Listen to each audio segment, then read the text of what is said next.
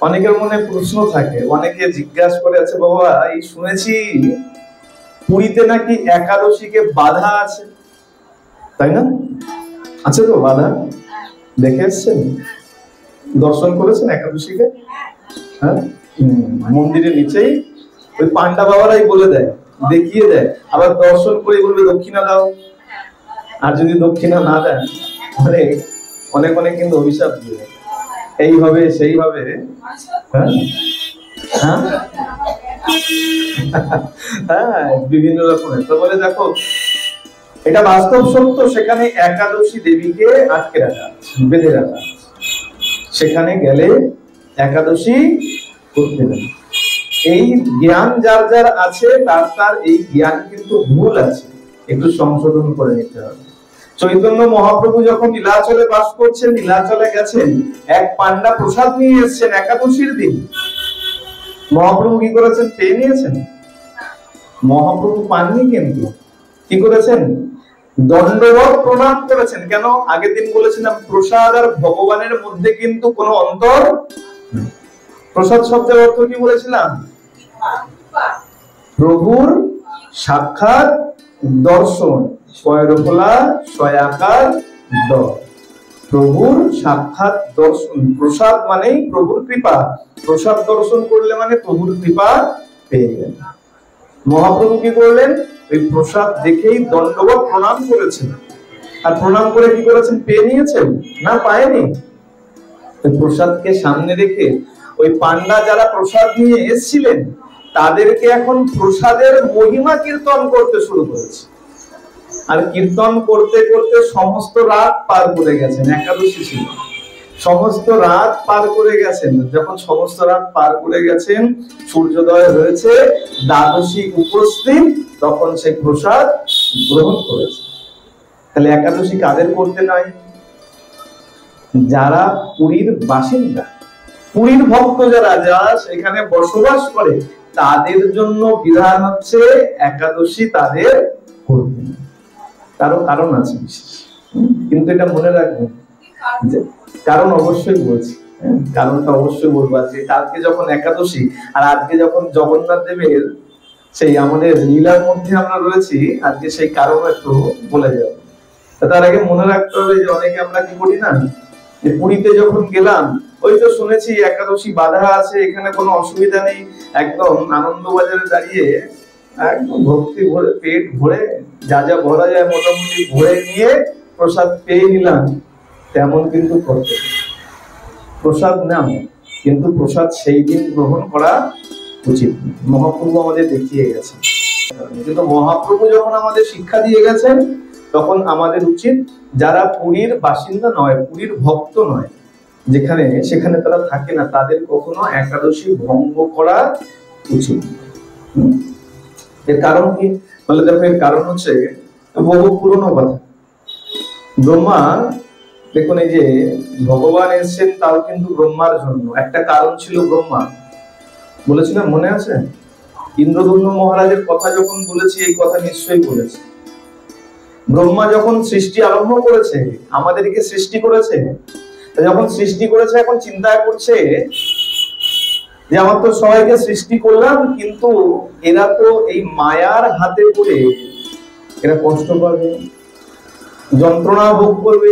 আমি পিতা হয়ে সেটা কি করে দর্শন করব, কি করে দেখবো যে কলিহত জীব এরকম কষ্ট পাচ্ছে। তিনি ভগবানের কাছে গেছেন, প্রভু এদের কষ্ট কি করে দেখি। তো ভগবান বললেন তুমি চিন্তা করো না, আমি এই ধরায় কলিযুগে গিয়ে আমি জগন্নাথ রূপ নিয়ে প্রকট হব, আর যে এই পুরী ধামে এসে আমার দর্শন করবে সে উদ্ধার পেয়ে যাবে। এই ব্রহ্মা তখন খুঁজতে খুঁজতে আসলেন কোথায়? এই নীলাচলে, নীলগিরি পর্বতে ব্রহ্মা এসেছেন, আর দেখছেন ভগবান বিষ্ণু আর মা লক্ষ্মী, লক্ষ্মী নারায়ণ দুজনে সেই একটি বটবৃক্ষের নিচে বসে রয়েছেন। ব্রহ্মা গিয়ে যখন প্রণাম করেছেন, তখন মা বলছেন এই পুরী ধামে যে যে এসে ভগবানের দর্শন করবে তার তার উদ্ধার অবশ্যই লাভ। এই ব্রহ্মা পরবর্তীতে যখন ভগবানের সেখানে প্রকট হলো, এই ব্রহ্মা আবার একদিন আসলেন এই পুরী ধামে প্রসাদ গ্রহণ করার জন্য। কেন পুরী ধামের প্রসাদের এক আলাদা মাহাত্ম্য আছে, আগেও বলেছি যে পুরীর প্রসাদকে কি প্রসাদ বলা হয়? মহাপ্রসাদ। অন্যত্র সব জায়গায় বলা হয় প্রসাদ। কেন? এর মধ্যেও কিন্তু তাৎপর্য আছে, এমনি এমনি বলা হয় না। সেখানে আগে ভগবানকে ভোগ নিবেদন করা হয়, আর ভগবানকে যখন ভোগ নিবেদন করা হয় তারপরে সেই প্রসাদ কোথায় চলে যায়? আনন্দবাজারে, তাই তো? না না, আনন্দবাজারে যায় না। কোথায় যায়? বিমলার মন্দিরে, মা বিমলার মন্দিরে। এই মা বিমলা কে? আমাদের মা পার্বতী, মা যোগমায়া। তিনি একবার ক্রুদ্ধ হয়ে গিয়েছিলেন। আমরা সবাই জানি, যখন নারদ প্রসাদ পেয়ে আনন্দ করতে করতে কৈলাসে এসে, আর ভোলানাথ যখন নারদের হাত থেকে এক কণা প্রসাদ পেয়েছে সেটা গ্রহণ করে নিয়েছে। কিন্তু উচিত কি ছিল? বলে ঘরে অর্ধাঙ্গিনী আছে, অর্ধেক অর্ধেক ভাগ। তা তুমি যে প্রসাদ পেয়েছো উচিত ছিল তার অর্ধেক পত্নীর জন্য রাখা। আর মা এসে দেখছে সেই প্রসাদ নাই, মা ক্রুদ্ধ হয়ে গেছে, অভিশাপ দিয়েছেন। আচ্ছা, অভিশাপ দেয়নি, একে অভিশাপ বলা যায় না, এটা হলো আশীর্বাদ, আমাদের জন্য আশীর্বাদ। মা কি বলেছিলেন? যে আমি যখন প্রসাদ পেলাম না, একদিন আমি এই প্রসাদ কুকুরে শেয়ালে পর্যন্ত খাওয়া। চিন্তা করুন, এই আশীর্বাদ যদি না করতেন তাহলে সাক্ষাৎ ভগবানের প্রসাদ, আমাদের সেই সৌভাগ্য হয়তো নাই যে সে প্রসাদ আমরা পেতে। আর সেই প্রসাদ আমরা প্রতিনিয়ত দ্বাদশীর দিন কিন্তু বিশেষ করে সেই প্রসাদ গ্রহণ করি তো। আচ্ছা, এই প্রসাদটা কি এটা আলাদাভাবে তৈরি হয়নি? এটা কি হয়? এই প্রত্যহ জগন্নাথ পুরীতে যে প্রসাদ তৈরি হয়, যা প্রসাদ বিতরণ হলো তো হয়ে গেল, যে প্রসাদ বেঁচে থাকলো সেই প্রসাদকে একটা ঘরে শুকিয়ে রাখে, আর শুকিয়ে তাকেই এই ছোট ছোট বলে বস্তা বলে, তাই না, লাল লাল কাপড়ে করে বেঁধে বেঁধে মহাপ্রসাদ বিক্রয় করা। মা যখন সেই অভিশাপ রূপে আশীর্বাদ দিলেন, আর মায়ের কথা রাখতে প্রভু এসে তাকে আশীর্বাদ করলেন, বললেন বেশ, এই পুরীতে যখন আমি আবির্ভূত হব, যখন প্রকট হব, তখন আমাকে আগে ভোগ লাগার পর সেই প্রসাদ তোমাকে নিবেদন করা হবে। আর তোমাকে নিবেদন যখন করা হবে সেই প্রসাদ মহাপ্রসাদে পরিণত। বলে কেন? বলে ভগবানকে নিবেদন করলে সেটা হয় প্রসাদ, ভগবানকে নিবেদন করলে হয় প্রসাদ। আর সেই প্রসাদ যদি কোনো বৈষ্ণব গ্রহণ করে সেটা হয়ে যায় মহাপ্রসাদ। এ কারণে জগন্নাথ পুরী ধামে আগে মহাপ্রভু গ্রহণ করছেন। আচ্ছা, মহাপ্রভু বলতে আমাদের চৈতন্য মহাপ্রভু নয়। পুরী ধামে যদি যান দেখবেন সবাই বলছেন মহাপ্রভু মহাপ্রভু, কেউ ভুল করবেন না, এই মহাপ্রভু কিন্তু আমাদের চৈতন্য মহাপ্রভু নয়। পুরীতে জগন্নাথ দেবকে তারা মহাপ্রভু বলে ডাকে। যখন প্রভু গ্রহণ করলেন না সেই প্রসাদ, যখন মাতা বিমলাকে নিবেদন করা হলো, তখন মা বিমলাকে পরম বৈষ্ণবী, একে তো বৈষ্ণবের পত্নী, আবার তাতে আবার তিনি পরম ভক্ত হয়ে গেলেন, পরম বৈষ্ণবী। ভগবানের প্রসাদ বৈষ্ণব গ্রহণ করলো, হয়ে গেল মহাপ্রসাদ।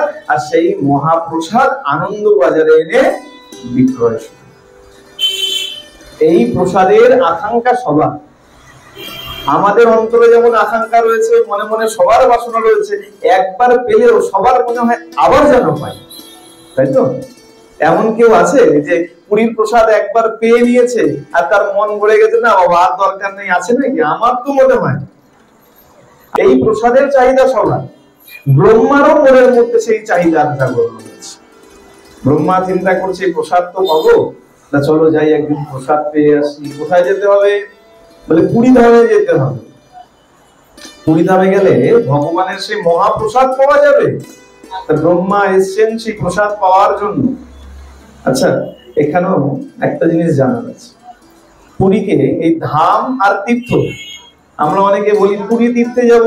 আচ্ছা, পুরী তীর্থ নয়, পুরী হলো ধাম। ধাম কাকে বলে আর তীর্থ কাকে বলে? ধাম আর তীর্থ দুটো আলাদা। কাকে কোনটা বলে জানা আছে? প্রেম সে বলো। ধাম বলে যেখানে দর্শনের জন্য যায় মানুষ, যেখানে গেলে ভগবানের দর্শনের মাহাত্ম্য আছে, তাকে বলা হয় ধাম।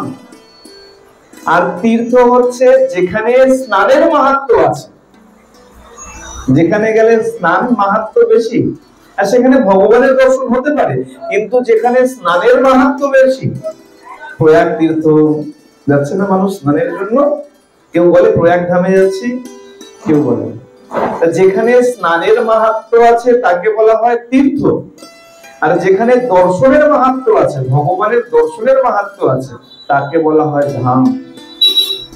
এখন ব্রহ্মা আসলেন কোথায়?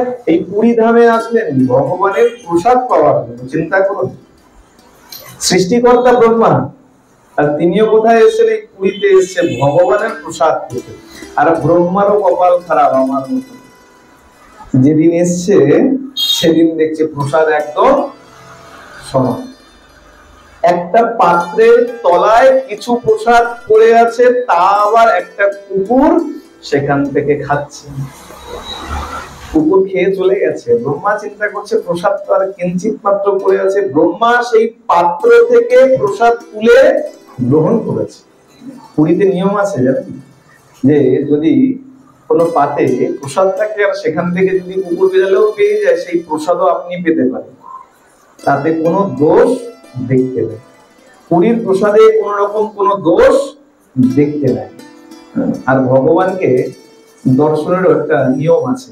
পুরীতে খালি পেট কখনো ভগবানকে দর্শন করতে নেই, ভুখা থেকে। আচ্ছা, এখন অনেকে মনে করতে পারেন যদি একাদশী পড়ে যায়, আচ্ছা একাদশীর দিন যদি কেউ মনে করেন খালি পেট আছি, খিদা পেটে আছি, তাহলে তার একাদশী নষ্ট হয়ে যাবে।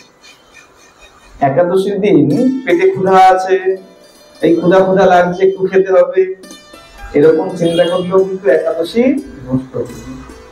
ভগবানের নিয়মই আছে, শাস্ত্রে বলাই আছে প্রসাদ প্রথমে পাও, তারপরে ভগবানের দর্শন করো। ভুখা পেটে ক্ষুধা পেটে ভগবানের দর্শন করতে যাবে, তাহলে অপরাধ হয়ে যাবে। বলে আগে পেট পুরে প্রসাদ পেয়ে নাও, তারপরে যাও ভগবানের দর্শন করতে। ব্রহ্মা এসছেন, তা দেখছেন প্রসাদ যতটুকু আছে ততটুকুই মঙ্গল। আর যেই সেই পাত্র থেকে সেই অন্ন প্রসাদ তুলে গ্রহণ করেছেন, আর গ্রহণ করা মাত্রই সেই দিন ছিল একাদশী। যেই গ্রহণ করেছেন সাথে সাথে দেবী একাদশী সেখানে এসে ব্রহ্মাকে তুচ্ছ তাচ্ছিল্য করতে শুরু করেছে। একাদশীর দিন অন্ন প্রসাদ গ্রহণ করছো, তুচ্ছ তাচ্ছিল্য গ্রহণ করছে, তুচ্ছ তাচ্ছিল্য করছেন, নিজেকে অনেক বড় মনে করছেন, অহংকার হয়ে গেছে। আর এই যে ভগবান ভক্তের অহংকার দেখতে পারেন, তৎক্ষণাৎ জগন্নাথ দেব সেখানে প্রকট হয়ে গেছেন। আর জগন্নাথ দেব বলেছেন তোমার এত অহংকার, বেশ যাও, আমি আজ থেকে তোমাকে দণ্ড দিলাম, এই পুরী ধামে কেউ কখনো একাদশী পালন করবে না। এর নিরিখেই বলা হয় দেবী একাদশীকে সেখানে বেঁধে রাখা আছে। এ কারণে পুরীতে কাউকে একাদশী করার প্রয়োজন নাই। কিন্তু মনে রাখতে হবে মহাপ্রভু আমাদের পথ দেখিয়ে গেছেন, যদি কেউ পুরীর বাসিন্দা না হয়, পুরীতে বসবাস না করে, তাহলে তাকে অবশ্যই একাদশী পালন করতে হবে। না হলে মহাপ্রভুই দেখাতেন যে প্রসাদ পেলাম আর প্রসাদ গ্রহণ করে নিতাম। হ্যাঁ, পুরীতে থাকলেও মনে করুন আমি আপনি কেউ পুরীতে গেলাম, আর যেদিন গেলাম সেদিন একাদশী আছে, তাহলে আমাদের উচিত অবশ্যই একাদশী পালন করা। একাদশী পালন করবো, দ্বাদশীর দিন একদম যতটা প্রয়োজন, যতটা মনে চায় প্রসাদ গ্রহণ করবো। হ্যাঁ, কিন্তু একাদশী ভঙ্গ করে কখনো প্রসাদ গ্রহণ করা উচিত নয়। এই কারণেই ভগবান কি করলেন, এই একাদশীকে দণ্ড দিলেন। আর ওই একাদশী ভগবানের মন্দিরের নিচে তিনি সেখানে অবস্থান করছেন। বলা হয় একাদশীর দিন গিয়ে যদি সেখানে দেবী একাদশীকে দর্শন করা হয়, তাহলে একাদশীর সমস্ত পুণ্য লাভ। এই হলো কারণ যে একাদশী বলা, যে একাদশী বাধা আছে, এই হলো তার কারণ। ব্রহ্মাকে নিয়ে সেই কারণ। আর আগামী দিন যেহেতু একাদশী, ভাবলাম আজকে সেই কথাটা যদি বলি তাহলে তো আপনাদেরও ভালো লাগে। বলিয়ে জগন্নাথ ভগবান কি। আর এই যে আচ্ছা, প্রসাদের কথা, একাদশীর কথা যখন বললাম, এর সঙ্গে আরেকটু বলে দিই, এই প্রভাস খণ্ড যারা পড়েছেন, প্রভাস খণ্ডের মধ্যে একটা সুন্দর বর্ণনা আছে। জগন্নাথ লীলা এই একাদশী প্রসঙ্গ নিয়ে খুব সুন্দর একটা প্রসঙ্গ। সেখানে নাম অনেকে অনেক রকম ভাবে বলেছেন। সেখানে এক ব্রাহ্মণী বাস করতেন, ব্রাহ্মণ কন্যা বাস করতেন, তার নাম হচ্ছে শান্তা। আর এই শান্তা কি করতেন? ভক্তি ভরে ভগবানের সেবা পূজা করতেন আর ভক্তি ভরে একাদশী পালন করতেন। তার মনের অনেক ইচ্ছা প্রভু জগন্নাথ দেবের দর্শন করবেন, অনেক ইচ্ছা ভগবানকে দর্শন করবেন। আর কি করেছেন? এই একাদশীর দিন একাদশী উপবাস করে তিনি চলেছেন ভগবানের দর্শন করার জন্য। দূর থেকে যাচ্ছেন, পদব্রজে যাচ্ছেন, অনেক পূর্বের কথা। যখন পদব্রজে যাচ্ছেন এই পথের ক্লান্তি, ক্ষুধায়, তৃষ্ণায় তিনি অনেক কষ্ট পাচ্ছেন, কিন্তু মনে মনে তিনি একাদশীকেও ত্যাগ করতে পারছেন না, আর প্রভুর দর্শনের লালসাও ত্যাগ করতে পারছেন না। তিনি একাদশী ভঙ্গ করতে পারছেন না, তিনি এমন চাইছেন যে না থাক, আজকে না কালকে যাব প্রভুর দর্শন করতে। তিনি পদব্রজে চলেছেন। আর এই ভক্তের কষ্ট ভগবান কিন্তু দর্শন করতে পারেন। ভগবান কি করেছেন? এক ব্রাহ্মণের বেশ নিয়ে ওই ব্রাহ্মণীর কাছে এসে উপনীত হয়েছে। এসে বলছে, হ্যাঁ গো মা, এত কষ্ট করে এই একাদশীর দিন তুমি কোথায় চললে? এই ব্রাহ্মণী মা বলছেন যে মা, বাবা, আমি চললাম ভগবানের দর্শন করতে, প্রভুর দর্শন করার জন্য। বলে আচ্ছা বেশ, এই যে একাদশীর দিন চলেছো, এক কাজ করো, কিছু আহার করে নাও। এত কষ্ট, এত পরিশ্রম, কিছু আহার করে নাও। আহার করে তারপরে ভগবানের দর্শনে যাও। ভুখা থেকে, অভুক্ত থেকে ভগবানের দর্শন করতে গেলে তোমার পাপ হবে। যখনই উপদেশ করেছেন যে একাদশী তুমি কিছু আহার করে নাও, তারপরে পথ চলতে শুরু করো, ওই ব্রাহ্মণী মা এখন ক্রুদ্ধ হয়ে গেছে। বলছে, তুমি কেমন ব্রাহ্মণ যে কিনা একাদশী পরিত্যাগ করতে বলে? তুমি তো আমাকে অন্য পথে চালিত করছো, তুমি তো আমাকে ধর্মের পথ থেকে সরিয়ে আনার চেষ্টা করছো। এই ব্রাহ্মণ, ছদ্মবেশী ব্রাহ্মণ, ভগবান বলছেন যে মা, আচ্ছা একটা কথা বলো তো, এই একাদশীর কি এমন মাহাত্ম্য? আর এই যে জগন্নাথ দেবকে দর্শন করতে যাচ্ছ, দর্শনেরই বা কি এমন মাহাত্ম্য? তুমি এত কষ্ট করে একাদশীও করছো, আবার ভগবানেরও দর্শন করতে যাচ্ছ। আমাকে যদি কৃপা করে আমাকে ক্ষমার দৃষ্টিতে দেখে যদি সেই কথা আমাকে বলো, আমাকে সন্তান জ্ঞানে দেখো, দেখে আমাকে ক্ষমা করো, করে আমাকে সেই কথা একটু বলো, আমি একটু শুনতে চাই যে একাদশীর কেমন মাহাত্ম্য।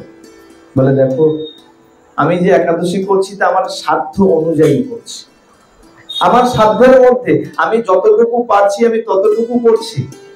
আর এই একাদশী করলে কি হয়? বলে এই একাদশী করলে পরে হরির চরণ লাভ করা। যদি কেউ ভক্তিপূর্বক একাদশী পালন করে তাহলে তিনি সাক্ষাৎ ভগবানের চরণ লাভ করতে। আচ্ছা বেশ, তা নয় বুঝলাম, একাদশী করলে ভগবানের চরণ লাভ করা যায়। তো ভগবানের চরণই যখন লাভ করে যাবে, জগন্নাথ দেবকে দর্শন করতে যাচ্ছ কিসের জন্য? একাদশী করলেই হয়ে যায়। এখানে বসে যদি একাদশী করো তাহলে কি তুমি হরির চরণ লাভ করবে? তাহলে আবার তুমি চলেছো জগন্নাথ দেবের দর্শন করতে। আচ্ছা দেখো, যদি জগন্নাথ দেবকে দর্শন করতে পারি তাহলে পুনর্জন্ম আর হবে না।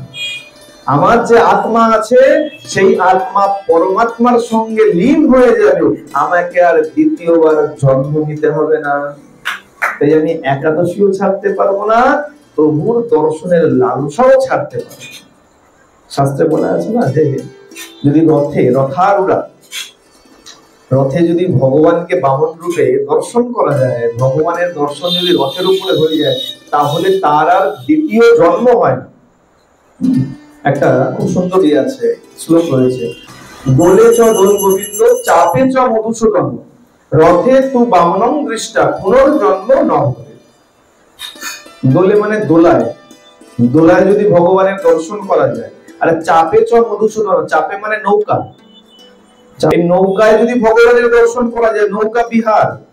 নরেন্দ্র সরোবরে 21 দিন চন্দন যাত্রা করেছেন, এই নৌকায় যদি ভগবানের দর্শন করা যায়, আর রথের উপর রথারূঢ় জগন্নাথ দেবকে যদি দর্শন করা যায়, তাহলে দ্বিতীয় জন্ম আর হয়। এখন অনেকের মনে হতে পারে যে রথে যে জগন্নাথ দেবকে দর্শন কতবার করেছি। বলে দেখো, আমার মতন খারাপ মন নিয়ে, পাপী মন নিয়ে একবার কেন 1000 বার যদি জগন্নাথকে রথে দর্শন করো, তাতে কোনো কাজ হবে না। শুদ্ধ চিত্তে ভক্তি নিয়ে যদি একবার দর্শন করো, তাতে পুরীতে যেতে হবে না। পুরীতে গিয়ে দর্শন করতে হবে এমন কোনো কথা নেই, কোথাও বলা হয়নি পুরীতে গিয়ে দর্শন করো। যদি ভক্তি নিয়ে, তুমি যে পাশের বাড়ি ছোট্ট সন্তানটি যে রথ টানছে, যদি ভক্তি নিয়ে তাকাও, দেখবে তার মধ্যেও জগন্নাথ, বলদেব, সুভদ্রা সেখানে অধিষ্ঠিত রয়েছে। পুরীতেই যেতে হবে না, ভক্তিটা হচ্ছে প্রধান। ভক্তি নিয়ে দর্শন করো, তাহলে তুমি তার মধ্যেও দেখতে পারবে। সেই মা বললো, দেখো আমি তো একাদশী করলাম, আর যদি জগন্নাথ দর্শন করতে যাই, ওই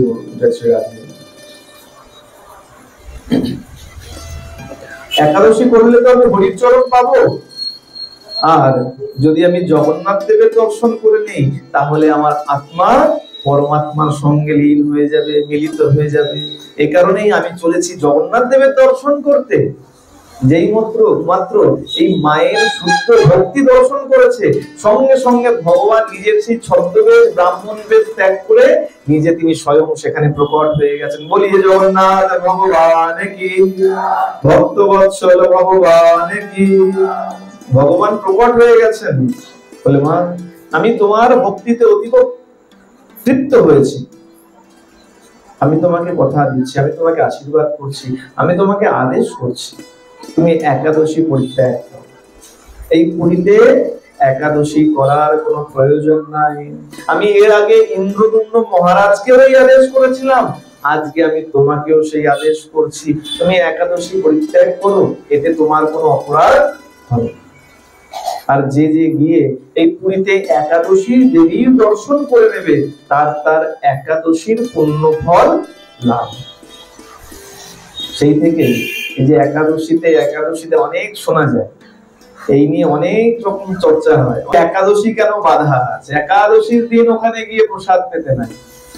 তো তার উত্তর হচ্ছে এটাই, যে ভগবান সাক্ষাৎ বলেছেন, ভগবানের দণ্ড মেনে একাদশী সেখানে বন্ধন অবস্থায়, কিন্তু এই বিধান কেবলমাত্র পুরীতে যারা বাস করছে তাদের জন্য। এটা কিন্তু খুব মনে রাখতে হবে। যারা বাইরে থেকে যাবেন দর্শন করতে, তারা অবশ্যই একাদশীর বিধান পালন করবে, আর দ্বাদশীর দিন ভগবানের প্রসাদ গ্রহণ করবে।